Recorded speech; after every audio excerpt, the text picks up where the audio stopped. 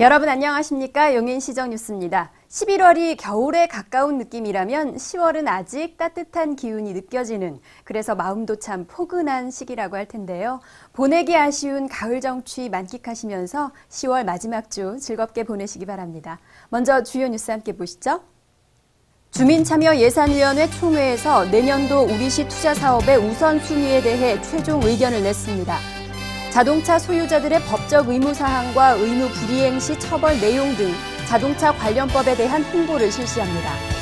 농촌지역 홀몸 어르신과 장애인 가구 등을 위해 용인시와 용인우체국이 복지 네트워크를 형성하기로 협약했습니다. 용인시와 중국 요녕성의 도시디자인 전문가들이 함께 모여 친환경 도시디자인 전략을 논의하는 포럼을 개최했습니다. 지난주 시 예산 편성에 시민들의 의견을 더하는 주민참여예산위원회 총회가 있었습니다. 이 자리에서 시민들이 내년도 예산에 반영하길 원하는 사업들의 우선순위를 정했습니다. 23일 주민참여예산제 총회에 주민참여예산위원 56명이 내년도 예산 편성에 반영을 원하는 사업들에 대한 우선순위를 정하기 위해 모였습니다. 김학규 시장은 이 자리에 참석해 그동안 예산학교 교육과 각 분과 및 지역별 회의에 참가하며 활발히 활동해온 예산위원들의 노고를 치하하면서 내년도 예산 편성에 시민들의 의견이 최대한 담길 수 있도록 노력하겠다고 말했습니다.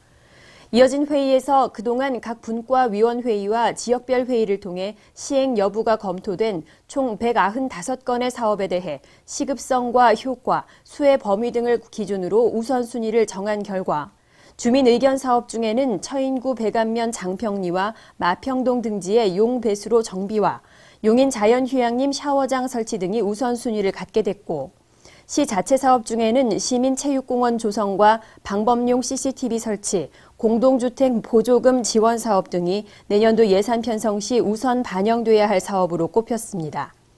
이러한 내용은 향후 예산부서의 심의와 조정을 거쳐 시의회에 제출될 예정이며 최종 예산 반영 결과는 내년 초 시 홈페이지를 통해 공개될 예정입니다.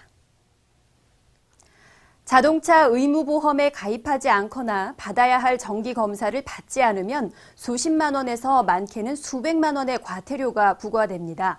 이 사실을 생각보다 모르시는 분들이 많다고 하는데요. 시가 적극적인 홍보에 나섰습니다.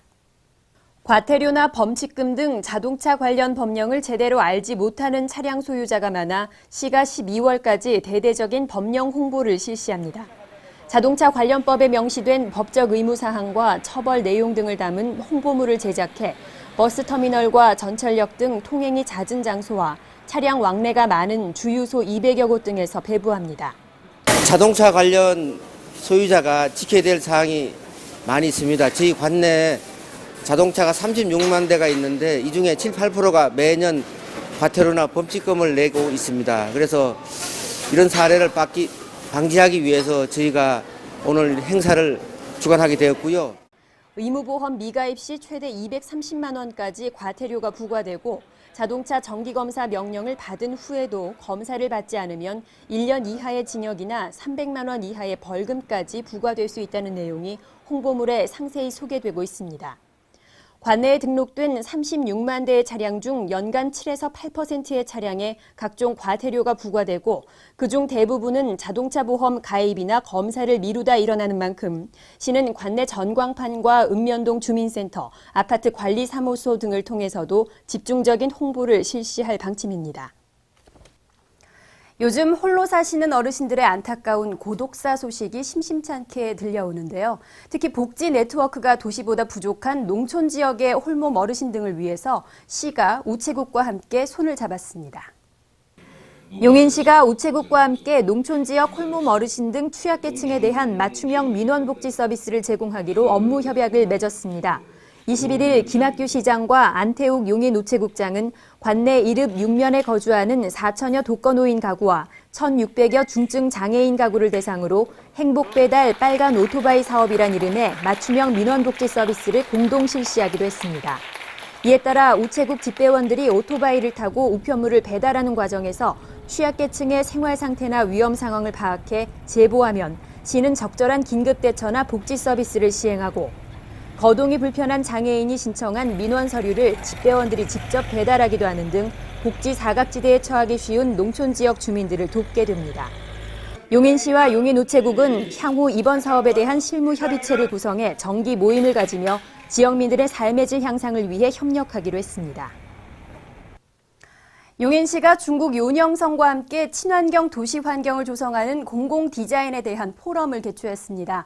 우리시뿐 아니라 경기도 내 시군과 중국의 도시 디자인 전문가들이 모였습니다. 용인시가 대한민국 디자인 대상 대통령상 등 도시 디자인 분야 2단 수상에 이어 지난 21일에는 문화예술원에서 2013 한중 공공디자인 포럼을 개최했습니다.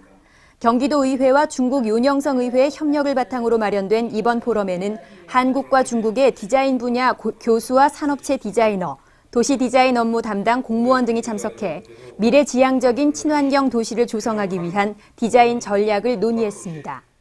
김학규 시장은 이 자리에 참석해 디자인 전문가들을 격려하고 내년이면 지명 탄생 600주년을 맞는 용인시가 디자인을 통해 새롭게 발전하는 모습을 주목해달라고 말했습니다.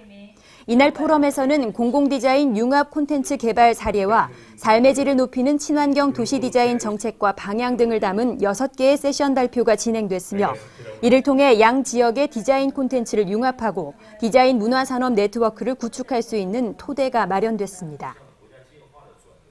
시 간부 공무원들이 주요 사업 현장을 찾아가 현안을 논의하는 생생현장회의가 10월에는 최근 신청사로 이전한 기흥구 보건소에서 열렸습니다. 회의에 참석한 김학규 시장과 홍승표 부시장, 4급 이상 국장급 공무원들은 이 자리에서 용인시 건강도시 정책 방향을 논의하고 신축한 기흥구 보건소의 주요 시설들을 둘러봤습니다. 기흥구가 도비와 시비 총 5억 원을 투입해 하반기 오산천 수계 하천 정비 사업을 추진합니다. 사업 대상은 구갈 레스피아에서 구갈교까지 오산천 수계 하천으로 지난 여름 집중호우로 인해 발생한 피해를 복구하고 관찰데크와 산책로, 자전거 도로 등 하천 시설물을 보강하게 됩니다. 기흥구는 11월 초 공사에 들어가 12월까지 정비를 마칠 계획입니다.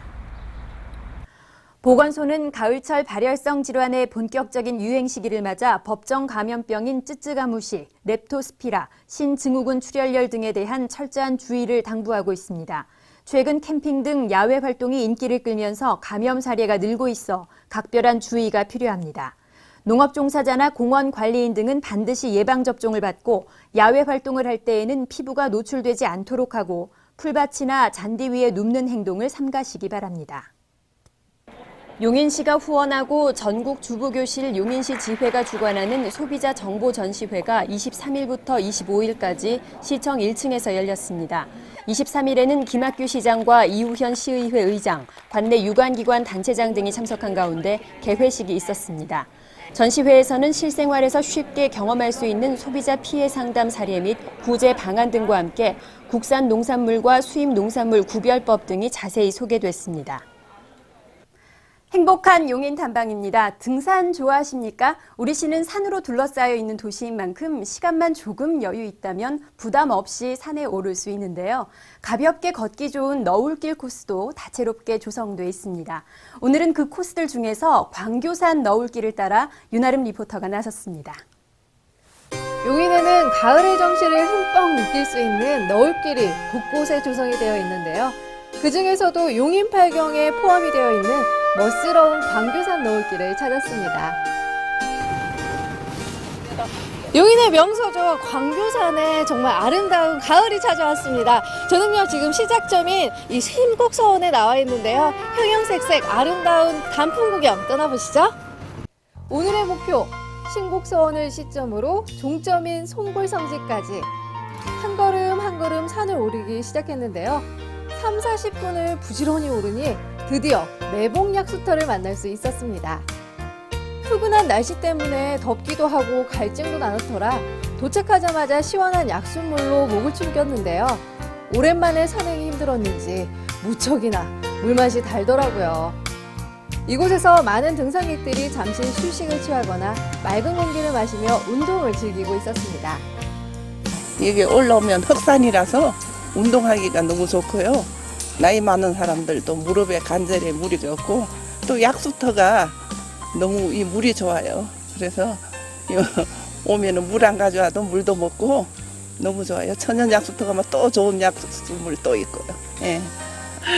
여기 일단은 공기가 좋고요. 산에 오면 그 건강도 좋아지고 땀 많이 흘리고 그뭐 이렇게 운동 많이 하니까 그것 때문에 오죠.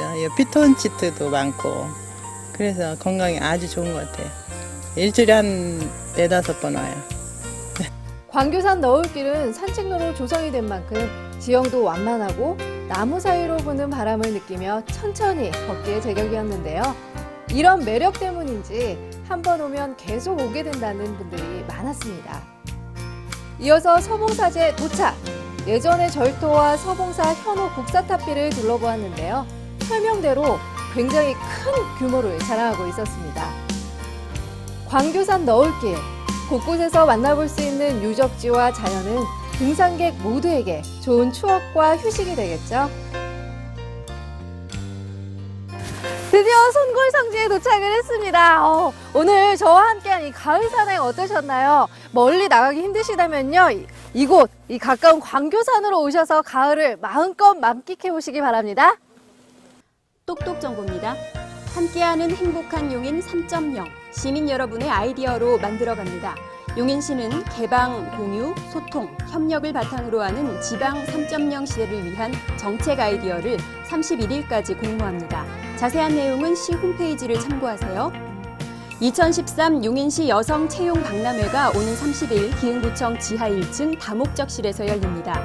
이번 박람회에서는 여성들에게 양질의 일자리를 찾아주기 위해 관내 우수 기업체들의 현장 면접과 다양한 취업 지원 행사가 진행됩니다. 일자리를 찾는 여성들은 신분증과 이력서를 갖고 참가하시기 바랍니다. 용인시 새마을회는 주민등록에 관계없이 관내에 거주하는 홀몸 어르신에 대한 돌봄 사업을 실시합니다. 월 2회 방문과 안부 전화 등 정서적 지원과 안전 확인이 필요한 분들의 신청을 바라며 주변에 해당자가 있을 경우 적극적인 추천 바랍니다. 단 기존 지원 서비스를 받고 있는 분들은 제외됩니다. 용인시는 여성 장애인에게 출산 비용을 지원하고 있습니다. 1급에서 3급까지의 여성 장애인 중 출산한 사람이며 지원 금액은 산모 1인 기준 100만 원입니다. 대상자께서는 주소지 읍면사무소나 동주민센터에 신청하시기 바랍니다. 오는 11월 6일 법륜 스님의 희망세상 만들기 직문직설 강연이 시청 에이스홀에서 개최됩니다. 법륜 스님의 강연은 종교와 관계없이 어려운 상황 속에서 고민하는 분들의 이야기를 듣고 그 자리에서 지혜로운 답변을 해드리는 강연입니다. 용인 시민 누구나 참석하실 수 있습니다. 가을은 살찌는 계절이라고들 하는데요. 선선한 날씨, 요즘만큼 운동하기 좋은 때도 없는 것 같습니다. 하루 중 잠시라도 짬 내셔서 가볍게 걸어보시는 것도 좋겠죠. 이번 한 주도 활기차게 보내십시오. 고맙습니다.